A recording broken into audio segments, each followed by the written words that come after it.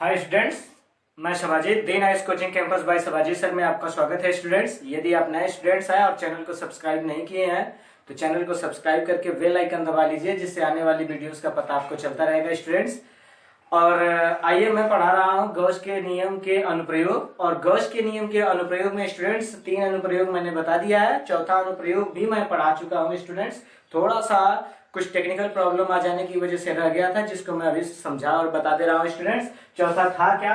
समान पृष्ठ घनत्व की धन तथा ऋण आवेशी समांतर अचालक प्लेटों के बीच तथा बाहर, मतलब भीतर तथा बाहर विद्युत क्षेत्र की तीव्रता की गणना करनी थी।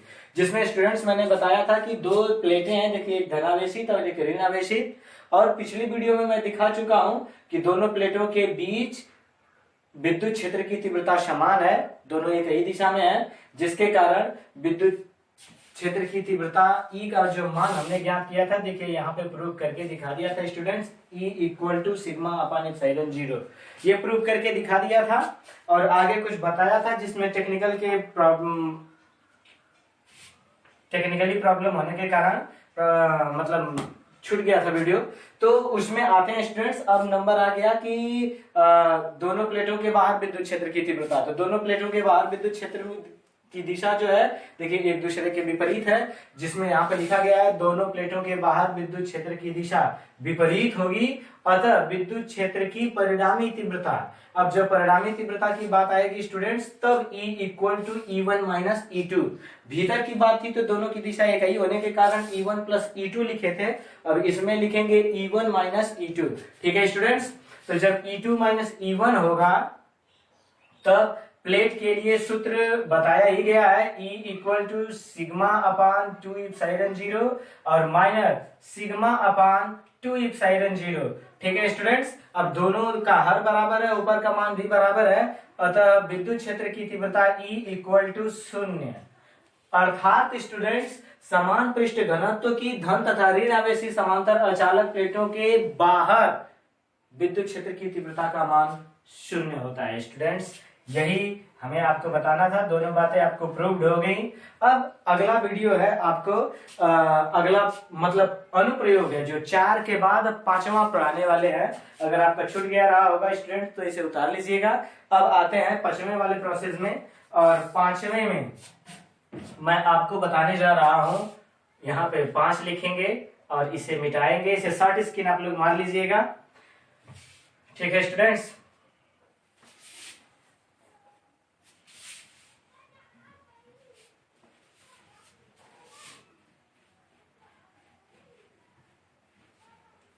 पांचवा होगा गोलीय पृष्ठ के कारण विद्युत क्षेत्र की तीव्रता की गणना करना। ठीक है स्टूडेंट्स, पॉइंट्स नंबर 5, एक समान रूप से आवेशित एक समान गोलीय कोश के कारण विद्युत क्षेत्र की तीव्रता, विद्युत क्षेत्र की तीव्रता। ठीक है, एक समान रूप से आवेशित गोलीय कोश के कारण विद्युत क्षेत्र की तीव्रता की गणना करनी है स्टूडेंट्स। तो आइए हम गोलीय कोश बनाते हैं, और ये देखिए गोलीय कोश है जो समान रूप से आवेशित है। ठीक है स्टूडेंट्स, यहां पे O मान लेते हैं और यहां से कैपिटल R। ठीक है, गोलीय कोश जिसका केंद्र O है और जिसकी त्रिज्या कैपिटल R है, इसके बाहर Q आवेश है स्टूडेंट्स, धनात्मक आवेश लेते हैं जो समान रूप से आवेशित है। ठीक है, जिसपे विद्युत क्षेत्र की तीव्रता की हमें गणना करनी होगी स्टूडेंट्स। तो इस गोलीय कोश के कारण हम 3 स्थितियों में विद्युत क्षेत्र की तीव्रता की गणना कर सकते हैं स्टूडेंट्स। आइए देखते हैं कैसे। एक तो गोलीय कोश के कारण इसकी सतह पर विद्युत क्षेत्र की तीव्रता की गणना करेंगे। दूसरा, गोलीय कोश के बाहर विद्युत क्षेत्र की तीव्रता की गणना करेंगे यहां से, बल्कि इसकी दूरी को हम बता दे रहे हैं स्टूडेंट्स, यहाँ पे P है, R दूरी पर एक बिंदु P है, और ये इसका पूरा क्षेत्रफल गोलीय कोश का ए है, ठीक है। तो यहाँ पे अवयव, ये विद्युत क्षेत्र की तीव्रता E और इसी की दिशा में, ठीक है, इसका क्षेत्रफल dA, दोनों एक ही दिशा में होंगे स्टूडेंट्स, या ये, ठीक है, यहाँ पे dA कर ही दे रहा है, यहाँ पे लिख दे रहा है dA, दोनों एक ही दिशा में है, ठीक है स्टूडेंट्स। दो स्थिति, और तीसरी, इस गोलीय कोश के भीतर भी विद्युत क्षेत्र की तीव्रता की गणना हम कर सकते हैं, तीनों स्थितियों में मान बताते हैं। तो आइए स्टूडेंट्स, हम एक समान गोलीय कोश के कारण विद्युतीय क्षेत्र की तीव्रता की गणना करते हैं स्टूडेंट्स। अब विद्युतीय क्षेत्र की तीव्रता की गणना के लिए अब हम आपको बताते हैं, ठीक है, कि इसे लिखेंगे कैसे, ठीक है। तो देखिए कैसे लिखेंगे, माना, देखिए स्टूडेंट्स, यहां से अब ये लिखने के बाद, फिगर बनाने के बाद ये लिखना भी पड़ेगा, तब डेरिवेशन होता है। तो यहां पे होगा माना कोई कैपिटल R त्रिज्या का कोई गोलीय कोश है जिस पर प्लस Q आवेश उपस्थित है, या समान रूप से आवेश उपस्थित है, और इसके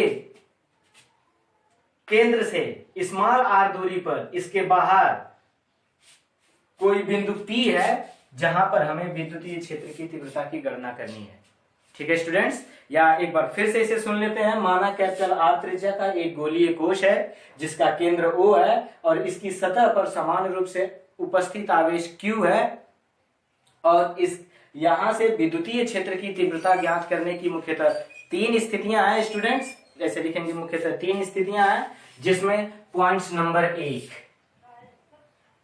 रोमन वाला बनाएंगे और लिखेंगे गोलीय कोश के बाहर विद्युत क्षेत्र की तीव्रता, विद्युत क्षेत्र की तीव्रता, गोलीय कोश के बाहर विद्युत क्षेत्र की तीव्रता। एक मिनट स्टूडेंट्स, थोड़ा सा, ठीक है स्टूडेंट्स। गोलीय कोश के कारण विद्युत क्षेत्र की तीव्रता, अब गोलीय क्षेत्र के कारण विद्युतीय क्षेत्र की तीव्रता ज्ञात करनी होगी। तो आइए मैं अब इस फिगर को हम देखते हैं, और फिगर में देखेंगे यदि अवयव का क्षेत्रफल, यहां पे लिखेंगे स्टूडेंट्स, यदि अवयव, या ऐसे गोलीय पृष्ठ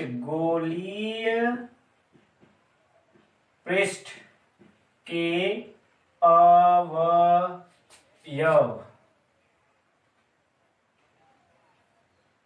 अवयव का क्षेत्रफल दिए विद्युत क्षेत्र की तीव्रता, विद्युत क्षेत्र की तीव्रता E के, विद्युत क्षेत्र की तीव्रता E एक ही दिशा में है तब विद्युत फ्लक्स, ठीक है स्टूडेंट्स, तब विद्युत फ्लक्स हो जाएगा d phi E equal to E into dA cos 0, एक ही दिशा में कॉस थीटा लिखते हैं स्टूडेंट्स, लेकिन जब दोनों एक ही दिशा में होंगे तो कॉस 0 लिखेंगे, अर्थात d phi E equal to E into dA हो जाएगा। अतः दोनों पक्षों का समाकलन करने पर, दोनों पक्षों का समाकलन कर देंगे स्टूडेंट्स, दोनों पक्षों का समाकलन करने पर, जब दोनों पक्षों का समाकलन कर देंगे तो संपूर्ण पृष्ठ का विद्युत फ्लक्स पता हो जाएगा, यानी integration of d phi E equal to integration of E into dA, ठीक है स्टूडेंट्स। तो हमने आपको बताया है, या फिर ऐसे भी लिख सकते हैं, integration of d phi E equal to, अब देखिए ये विद्युत क्षेत्र की तीव्रता को बाहर कर लेंगे और ये हो जाएगा dA। स्टूडेंट्स आपको मैंने बताया है कि integration of dx equal to x होता है, ये बड़ा वाला मान, तो इसी प्रकार से d फाई E का हो जाएगा फाई E, और यहाँ पे हो जाएगा E इंटू A। अब इसे बना लेंगे समीकरण नंबर 1 स्टूडेंट्स। अब ये हमारा जब समीकरण नंबर 1 हो गया, तो हम पढ़ रहे हैं गॉस के नियम का प्रयोग करके, तो यानी गॉस का नियम लगाएंगे, तब यहाँ पे लिखेंगे परंतु गॉस के नियम से। ठीक है स्टूडेंट्स, तो जब गॉस के नियम की बात आ जाएगी तब उसका प्रयोग करते हैं। गॉस का नियम है क्या? Phi E equal to Q upon epsilon 0। ठीक है स्टूडेंट्स, तो क्यू अपान एप्सिलॉन 0 हो जाएगा, तो इसे समीकरण नंबर 2 बना लेंगे। और जब समीकरण नंबर 2 हो जाएगा तो लिखेंगे समीकरण 1 में समीकरण 2, या समीकरण 1 और 2 की तुलना करने से समीकरण 1 तथा समीकरण 2 की तुलना से। ठीक है स्टूडेंट्स, समीकरण 2 की तुलना करेंगे तो अब देखिए ई इंटू ए, यानी यहाँ पे हो जाएगा ई इंटू ए बराबर क्यू अपान एप्सिलॉन 0। ठीक है स्टूडेंट्स, अब देखिए ई इक्वल टू हो जाएगा, अब यहाँ पे लिख देंगे ई इक्वल टू हो जाएगा क्यू अपान ए इंटू एप्सिलॉन 0। ठीक है स्टूडेंट्स, तो यहाँ पे चूंकि ए बराबर पूरा ब्रेथ है 4 पाई आर स्क्वायर हो जाएगा, अरे ठीक है गोला है 4 पाई आर स्क्वायर हो जाएगा, तब यहाँ पे हो जाएगा E equal to 1 upon 4 pi epsilon 0। ठीक है, into Q upon R square. Students ध्यान से देख लीजिए, देखिए यहाँ पे 4 पाई एप्सिलॉन हो जाएगा ना, 4 पाई आर स्क्वायर, देखिए ए की जगह 4 पाई आर, तो 4 पाई यहीं पे है, 1 अपान कर दिए है, एप्सिलॉन 0 है, और आर स्क्वायर को यहाँ पे कर दिए, क्यू को यहाँ पे कर दिए स्टूडेंट्स। ठीक है, अब ये हो गया हमें गोलीय कोश के कारण विद्युत क्षेत्र की तीव्रता का मान। स्टूडेंट पूरा 60 स्क्रीन मार लीजिए। अभी इसमें आगे और स्टेप में बढ़ना है स्टूडेंट्स हमें, तो आप इसे 60 स्क्रीन मार लीजिए। ठीक है स्टूडेंट्स, अब 60 स्क्रीन आपका हो गया होगा। दूसरा काम ये भी नहीं मार पाते हैं 60 स्क्रीन, तो वीडियो को रोक करके उसे नोट बना लीजिए, उतार लीजिएगा स्टूडेंट्स। अब थोड़ा सा आगे चलते हैं। ठीक है, अब थोड़ा सा आगे चलने में यदि ये पूरा पृष्ठ भी है, क्षेत्रफल की दृष्टि से आ रहा है, तो अब लिखेंगे यदि पृष्ठ घनत्व, यदि गोलीय कोश का पृष्ठ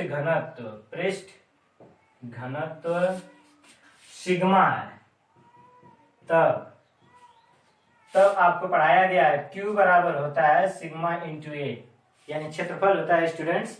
और ए का मान आप लोग जानते हो 4 पाई आर स्क्वायर, मैंने बता दिया स्टूडेंट्स, तो इसके बराबर sigma into 4 pi R square, क्योंकि गोलीय कोश हमने इसे लिया है। ठीक है, तो इसकी त्रिज्या होगी स्टूडेंट्स 4 पाई आर स्क्वायर हो जाएगा, तब ठीक है E इक्वल्स टू, अब यहां से आ जाएंगे स्टूडेंट्स, तब E equals to 1 upon 4 pi epsilon 0। ठीक है स्टूडेंट्स, Q की जगह हो जाएगा, देख लीजिए Q की जगह sigma into 4 pi R square यहाँ पे, और अपान आर स्क्वायर। ठीक है स्टूडेंट्स, 4 पाई से 4 पाई कट जाएगा और हमारा हो जाएगा स्टूडेंट्स E इक्वल्स टू, ठीक है, E equals to sigma upon epsilon 0 into capital R square upon R square. ये भी विद्युत क्षेत्र की तीव्रता होगी गोलीय कोश के बाहर, दोनों रूपों में। ठीक है स्टूडेंट्स, तो इसको 60 स्क्रीन आपने मारा था स्टूडेंट्स। ठीक है, इसलिए फिगर तो यही रहने दीजिएगा, यहां से एक 60 स्क्रीन और ले लीजिएगा स्टूडेंट्स। अब ये हो गया गोलीय कोश के, और दोनों स्थितियों में 3 स्थितियां मैंने बताई थी स्टूडेंट्स, जिसमें पॉइंट्स नंबर 1 गोलीय कोश के बाहर विद्युत क्षेत्र की तीव्रता की ये गणना हुई स्टूडेंट्स यहाँ पे। अब दूसरी स्थिति, आपने 60 स्क्रीन मार लिया होगा स्टूडेंट्स, तो अब ध्यान रखिएगा कि दूसरी स्थिति क्या बनती है, अब हमें ये जानना है। तो अब आ जाएंगे गोलीय सतह पर। ठीक है, तो अब फिगर को हम बदलते हैं स्टूडेंट्स, यानी ये वाला मैटर खत्म, अब इसे अब यहां से हम मिटा देते हैं स्टूडेंट्स, देख लीजिए, क्योंकि अब हमें गोलीय सतह पर आना है। इसलिए आप क्या करेंगे, यहाँ पे पॉइंट्स नंबर 2 गोलीय कोश के सतह पर विद्युत क्षेत्र की तीव्रता। ठीक है स्टूडेंट्स, और सतह पर आते हैं तो इसे ज्ञात करते हैं कि सतह पर इसका मान क्या होगा। तो स्टूडेंट्स, गोलीय कोश के सतह पर विद्युत क्षेत्र की तीव्रता, विद्युत क्षेत्र की तीव्रता, ठीक है स्टूडेंट्स। अब जब सतह की बात आती है तो सतह पे त्रिज्या r है, तो यहां पे लिख देंगे चूंकि या इस स्थिति में, ठीक है, जहां पे हमारा स्मॉल r था, जो सूत्र का प्रयोग किया था उसकी जगह पे हम कैपिटल R कर देंगे स्टूडेंट्स, और हमारा सूत्र बन जाएगा। या फिर इसे विस्तार से लिखना चाहते हैं तो आप लिख देंगे, माना कैपिटल R त्रिज्या का गोलीय कोश है, ठीक है, गोलीय कोश है जहां पर हमें विद्युत क्षेत्र की तीव्रता की गणना करनी है, कैपिटल R त्रिज्या का, ठीक है। या फिर इस तरह से लिख सकते हैं, इस स्थिति में स्मॉल r बराबर कैपिटल R, तब विद्युत क्षेत्र की तीव्रता, तब विद्युत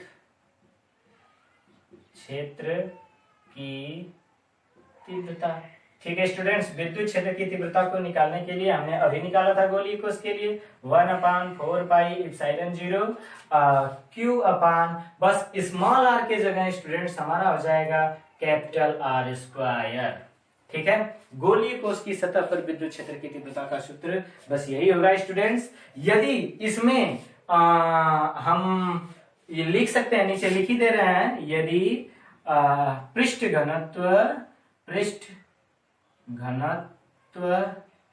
सिग्मा है तब Q बराबर सिग्मा इंटू 4 पाई R स्क्वायर, ठीक है स्टूडेंट्स। तब इतना हो जाएगा, तब विद्युत क्षेत्र की तीव्रता, तब, ठीक है स्टूडेंट्स, तब विद्युत क्षेत्र की तीव्रता, इधर आ जाते हैं, विद्युत क्षेत्र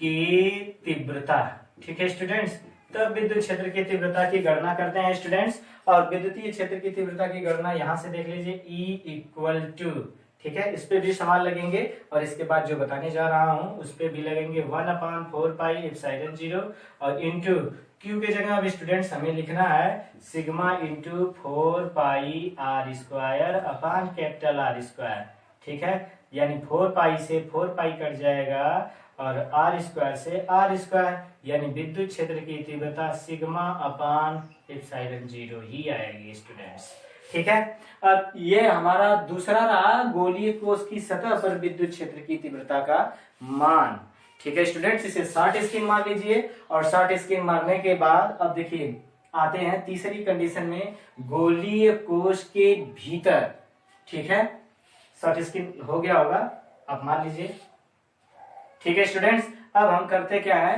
कि गोलीय सतह यानी गोलीय कोश के भीतर विद्युत क्षेत्र की तीव्रता की गणना करते हैं।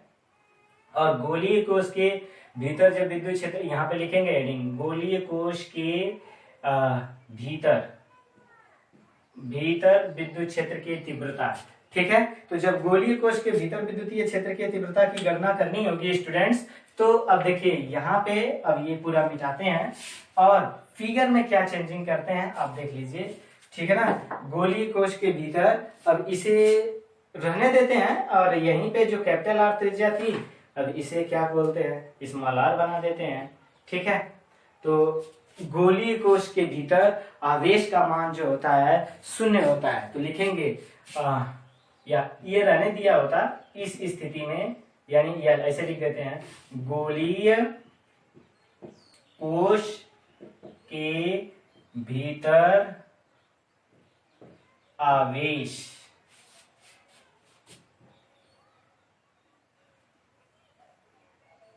का मान 0 होता है, 0 होता है।